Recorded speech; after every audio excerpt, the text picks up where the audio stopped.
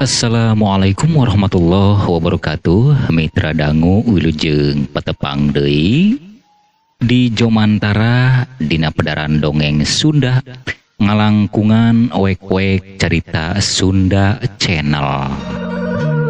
Kukituna dina danget ieu alhamdulillah Mang Asep tiasa nepangan deui baris ngaguar dongeng Sunda dina judul Budak Culun bagian anu ka-20. Kumaha ka mitra dangu dararamang dina danget ieu syukur upami dararamang mah Mang Asep oge saparakanca alhamdulillah aya dina sehat walafiat sareng pamudah-mudahan urang sadayana sing dipeparin kalancaran dina sagala urusan gitunya. Bukituna ka mitra dangu anu masih kena saratia tong hilapnya disuhunkeun dukunganana subscribe, like, sareng komentarna gitunya mohon. Kanggo mitra dangu anu parantos ngomentar nyatur nuhun pisan gitunya. Insyaallah dina kakirangan-kakiranganana engkin oge ku Mang baris dibenahi gitunya. Laun we urangnya kulantaran itu atanapi kumargi emang masih keneh tahap belajar gitunya mohon. Aduh hatur nuhun anu parantos ngintunkeun komentar nanya gitu hatur nuhun pisan gitu. Cirining satia gitu tah karena dongeng Sundana anu digarap ku Mang Asep tangtosna. Mangga tong nyangkolong teuing kana waktos urang dangukeun wae kumaha guaranana ieu dongeng Sunda Budak Culun bagian anu ka-20. Mangga kaparayun.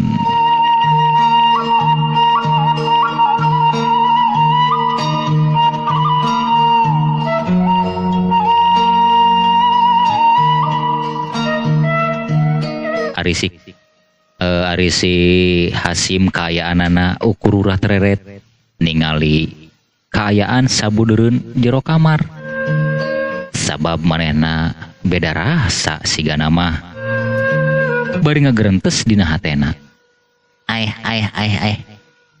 bet aya ku araraneh ya sigana mah ieu di sabudeureun ieu masih keneh aya anu bahan ngaganggu ya soalna masih keneh karasa halabhab kieu ye can indit sigana mah ye satoa ye can indit masih keneh aya di sabudeureun ieu sigana mah itu gerentesna hate Hasim manehna angger urat reret aki samad oge sarua manehna bisa ngarasakeun kana aura anu karasa ku manehna.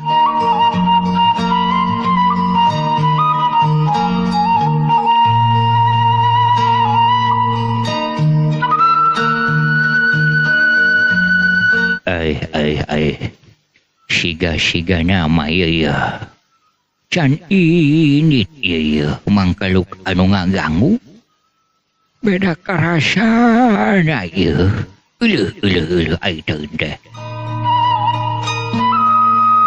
gerentes hate aki samad manehna ret ngareret ka Jang Hasim anu keur ngajanteng bari rurat reret deui ningali kaayaan sabudeureun jero kamar. Yang Hasim nya asigana mah ieu nu baris ngaganggu masih aya keneh ieu can indit sigana mah ieu beda rasana nya ki bet aya wae ai teh kudu kumaha ieu urang. Yang Hasim nanya ke Aki Samad, yang cik urang kudu waspada ieu sigana mah ieu anu baris ngaganggu ka juragan Dudung masih keneh aya di sabudeureun ieu. Yang ieu mah kieu we cik ujang sing cicing we di dieu nya tong ka mana-mana talingakeun juragan Dudung akhirnya keluar heula ieu.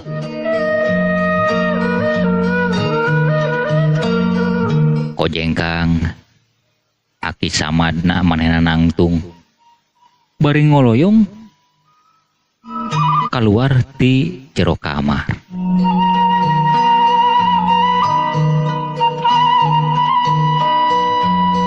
Ari Jang Hasim teu ngajawab deui kana naon anu diamanatkeun ku Aki Samad manehna geus surti. Manehna ngadeuketan ka Juragan Dudung anu keur kapiuhan can eling-eling. Ari Ibu Dudung mah ngeun ukur nginghak we, mangkhawatirkeun kanu jadi salakina.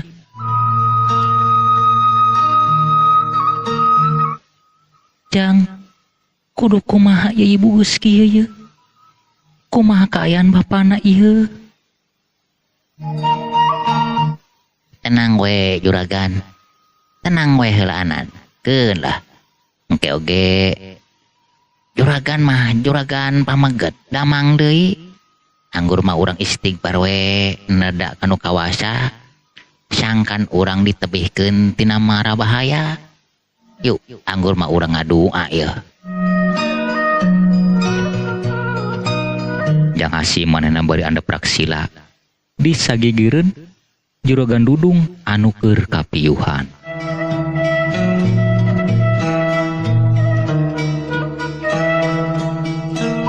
Urang kocapkeun kaayaan Aki Samad. Manehna jerut turun kaburuan. Rurat reret manehna ngareretan kaayaan di dinya. Luak liuk kasabudereun eta tempat. Tapi manehna can ningali naon-naon. Kulantaran di dinya kaayaanana meuni poek mongkleng buta rajin. Cek paribasana teu katingali curug-curug acan. Alah, bet pararoeknya dah. Nah bakal aya naon kira-kira ieu? Aki Samad ngagerendeng sorangan wae. Manehna ngaleos ka pipir imah. Dan ngajanteng. Bari manehna gagerenceman macakeun ilmu atanapi mapatkeun ilmu jampe pamakena.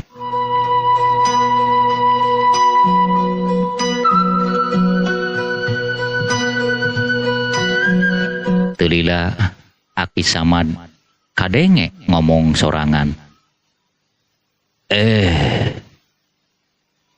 Dini orang ieu mangkeluk nama kurang ajar sia. Nah, ieu bet ngaganggu ieu ka manusia.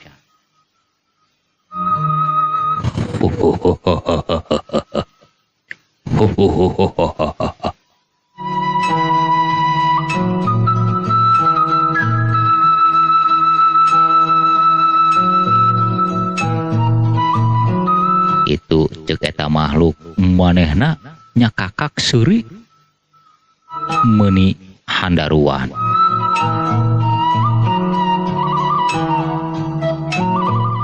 Ari sia rek naon?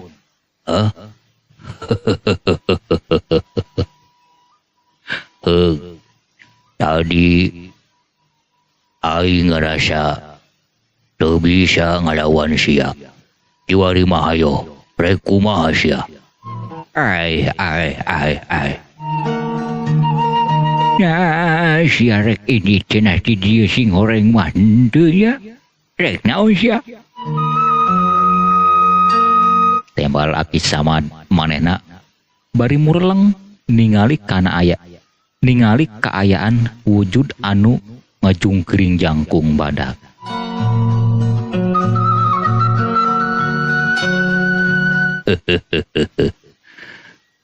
Pan aing rek mawa si Dudung. Sakalian anu aya di dieu rek dibawa ku aing. Jawab eta makhluk jangkung badag. Sangeunah nah sia rek barang bawa kitu wae. Nah kitu.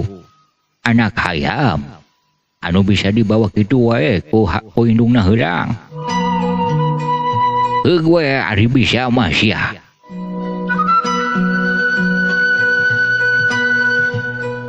Aki Samad ngomong kitu teh teu cicingeun ari hatena mah manehna tetep gegerenceman mapatkeun jampe pamakena teh.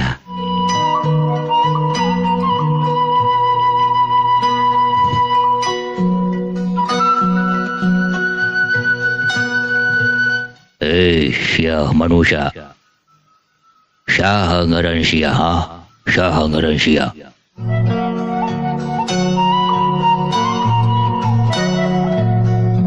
Bisi hayang nyaho ngaran dewek yeuh si Samad. Ya, bisi hayang nyaho mah Samad.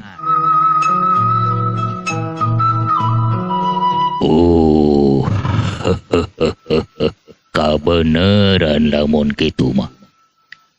Sabab aing lain rek mawa si Dudung bae, sakalian aing rek mawa sia nu ngaran Samad.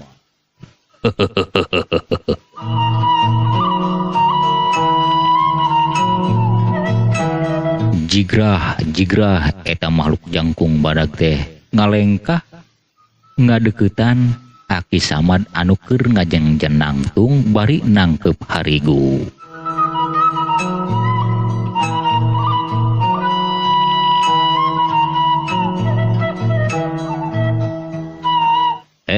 Kisia ulah sok coba-coba ngaganggu ka manusia sakomona anu teu tuah teu dosa.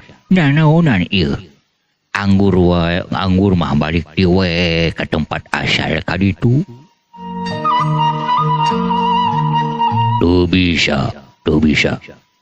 Lamun aing can mebeunangan, moal aing moal salempang-lempangna, moal geura indit aing di dieu.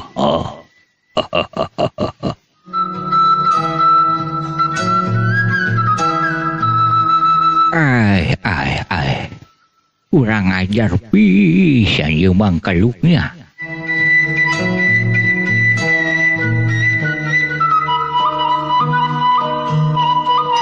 Aki Samad siga anu keheul. Sabab eta makhluk jangkung badag teu bisa diajak musyawarah atanapi teu bisa diajak dame.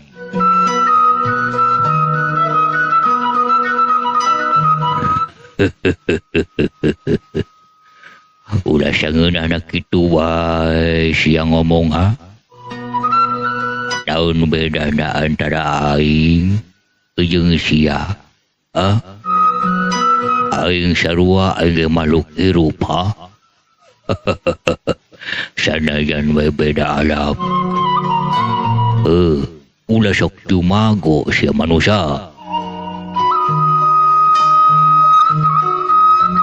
Tembal makhluk jangkung badag bari katingali ku Aki Samad leungeuna ngagaramang rek ngarawu ka Aki Samad.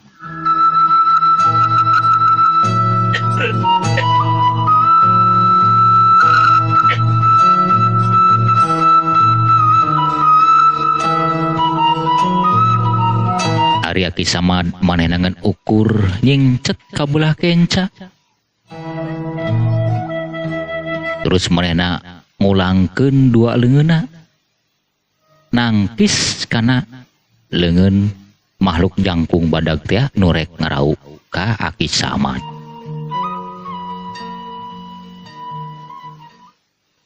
Teu antaparah deui mitra dangu antara dua kekuatan ngadu. Kekuatan Aki Samad jeung makhluk jangkung badag teh. Kedu cari juk. Makhluk sakitu jangkung badagna teh jajarig jugan sigana mah kadorong ku tanaga batin Aki Samad. Ari Aki Samad ngan ukur ngageser salengkah.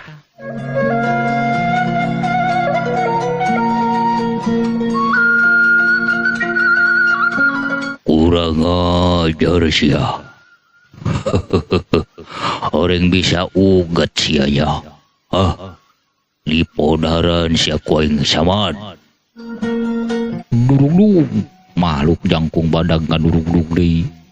Rek ngaranggem ka awakna Aki Samad. Celeng. Aki Samad ngajleng ka luhur. Celek ningcak deui kana lemah. Bari manehna nyusul tepus narajang ka makhluk jangkung badag teh. Jetruk keduk bobokongna kahembat atanapi dihantem ku peurupna Aki Samad bari dibarengan ku tanaga batin anu rongkah.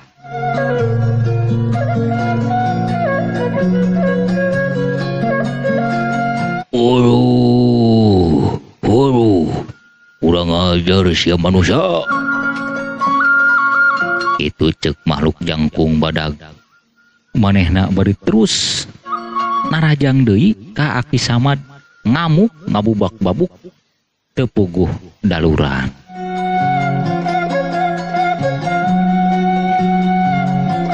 Ari Aki Samad manehna teu cicingeun terus manehna metak deui ngaluarkeun jampe pamakena anu leuwih rongkah. Yuk angin ngagelebug tarik pisan ngadorong kana eta makhluk jangkung badag.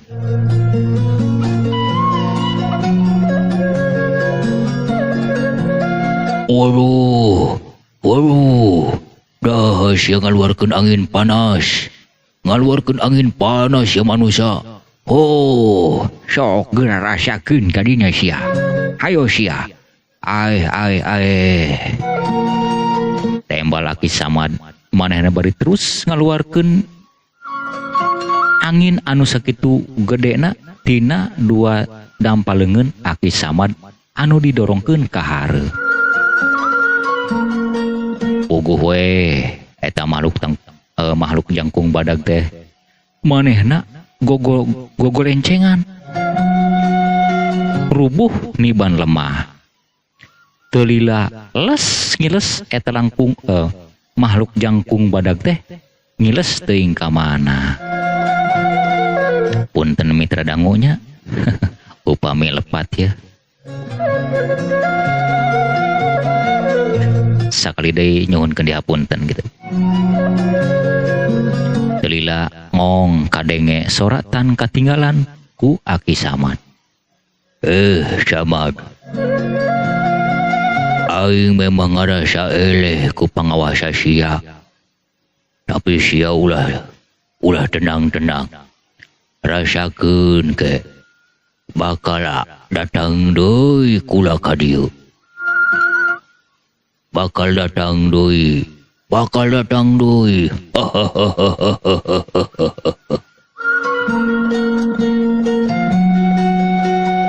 Les eta sora teu kadenge deui ku Aki Samad. Iwal ti sora angin meuni ngaguruh gede pisan. Pelenod tatangkalanting pelenod katiup angin anu gede. Angin makin jauh les ngiles teu kadenge sora naon-naon deui.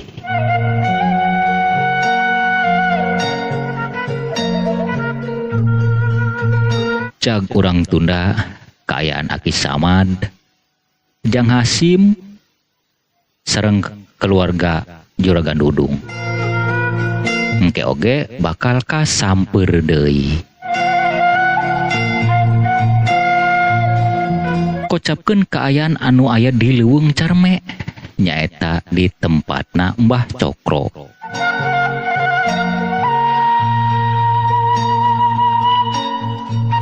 Manehna andekak sila di kamar paranti bersemedina.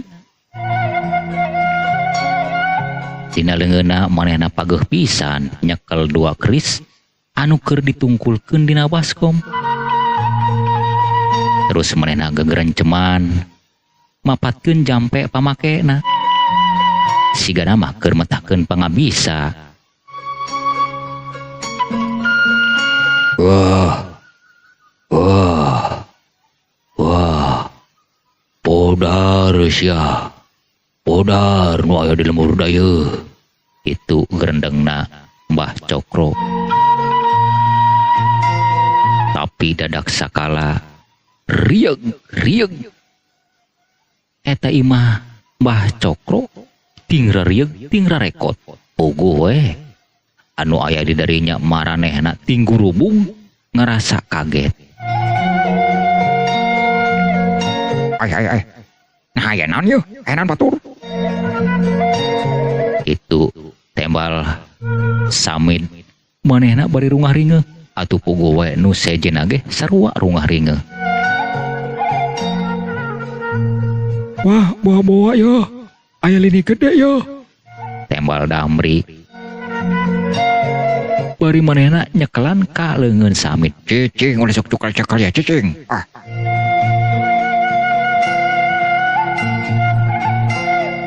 Ari kayaan Mbah Cokro. Manehna teu kaganggu ku kaayaan seperti kitu. Manehna tetep husu. Mapatkeun jampe pamakena. Tapi ari lila kulila mah awak manehna ge ngageter. Awakna ngageter. Karasa leungeunna anu keur nyekel keris ku manehna asa singsireumeuun. Ay. Aya naon yeuh? Hah? Uluh. Itu tembal Mbah Cokro. Manehna bari ngadorongkeun dua leungeunna anu keur nyekel keris teh.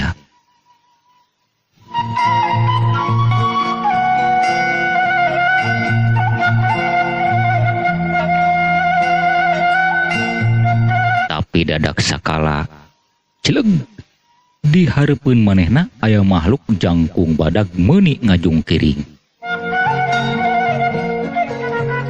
Ay. Dah siap balik doi? Hah? Di parentah sia ku dewek balik doi. Nah ya naon?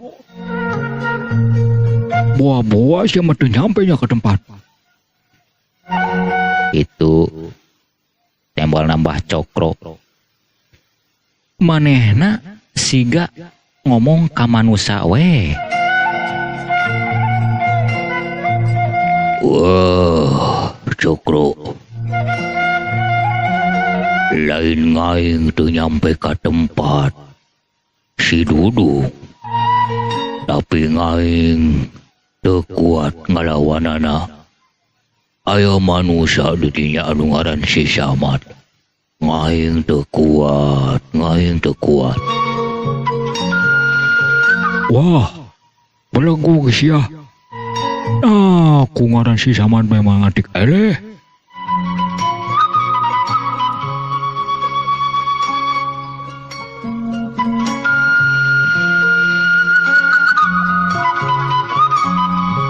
Mbah Cokro ngomong kitu nanti manehna bari murleng.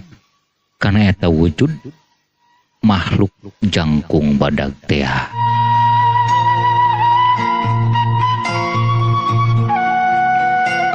Ay, Cokro.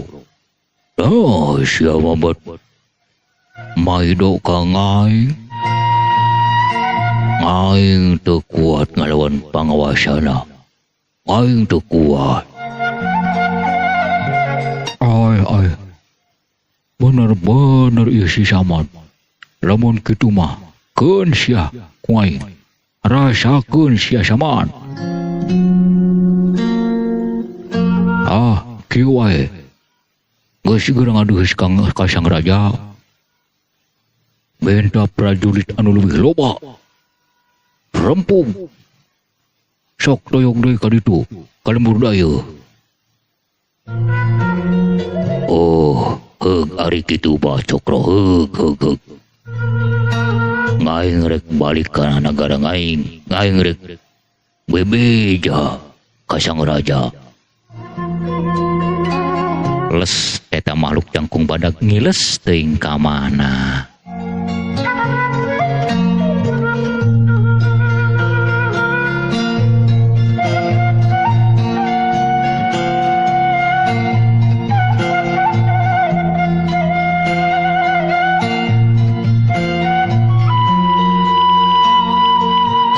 Sanggeus ngerles makhluk jangkung badag, Mbah Cokro ngarahuh narik napas panjang. Katara awakna manehna ngoprot ku kesang bangun anu capek. Lain bantrak-bantrakeun ieu si Samad, tapi keun sia. Aing moal cicingeun. Rasakeun ku sia Samad. Nu leuwih rongkah ku aing kage dikirim deui. Can sakumaha eta mah can sakumaha, rasakeun sia Samad. Itu gerendengna Mbah Cokro, manehna bari peledu meulem menyandei. Atuh puguh we eta parupuyan marakbak di wae seuneuna. Haseupna meuning lun ka luhur. Pleding ka ambeuh haseup menyan meuning ngahiliwir.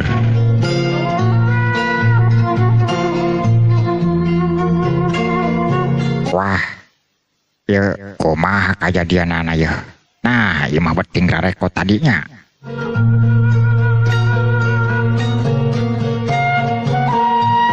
Ceuk Sincang ngomong ka baturna. Dewek ge can ngarti yeuh. Nya can aya naon-naon yeuh.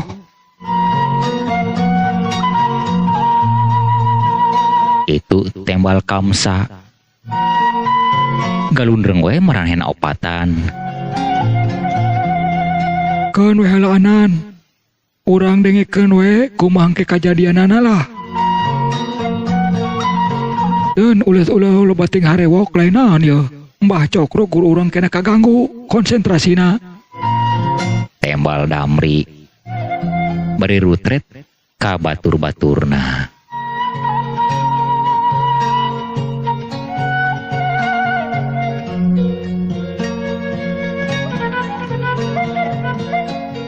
Samad, aing moal cicingeun kitu wae. Can puas can penasaran aing lamun sia can modar ha. Mbah Cokro gegerendeng sorangan di jero kamarna. Bari manehna nying hareupan parupuyan anu keur marakbak seuneuna. Delila manehna meremkeun panaona deui gerencem manehna mapatkeun jampe pamakena deui. Pikeun nyambat anu dipuhitna. Sangkan bisa ngakalakeun ka Aki Samad jeung reng-rengan anu aya di lembur daya. Keun sia, rasakeun Samad. Tandean pangawasa aing ku sia.